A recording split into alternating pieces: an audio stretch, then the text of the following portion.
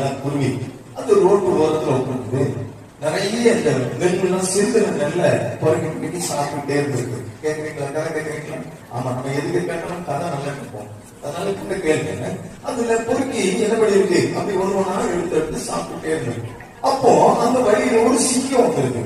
சிங்கம் வந்த உடனே இந்த குருவி என்ன பண்ணிருக்கு அந்த அந்த நெல்லாம் பொறுக்கி சாப்பிட்டுட்டே இருக்கு. சிங்கம் போயிடுச்சு. கொஞ்ச நேரம் கழிச்சு ஒரு நரி வந்திருக்கு. நரி வந்த போது அந்த இந்த குருவி என்ன செஞ்சிருக்கு நெல்லை பொறுக்கி சாப்பிட்டுட்டே இருந்திருக்கு. அதுக்கப்புறம் வச்சு ஒரு ஆடு வந்திருக்கு. அப்பதான் இந்த குருவி என்ன பண்ணிட்டு இருக்கு நெல் பொறுக்கி சாப்பிட்டு இருந்திருக்கு. அதுக்கப்புறம் ஒரு மாடு வந்திருக்கு. அப்பவும் இந்த குருவி என்ன பண்ணிருக்கு நெல் பொறுக்கி சாப்பிட்டுட்டே இருந்திருக்கு. ஒரு மனுஷன் வந்திருக்கான். குருவி கலந்துருச்சான். ஹலோ, மனுஷன் ஒரு குருவி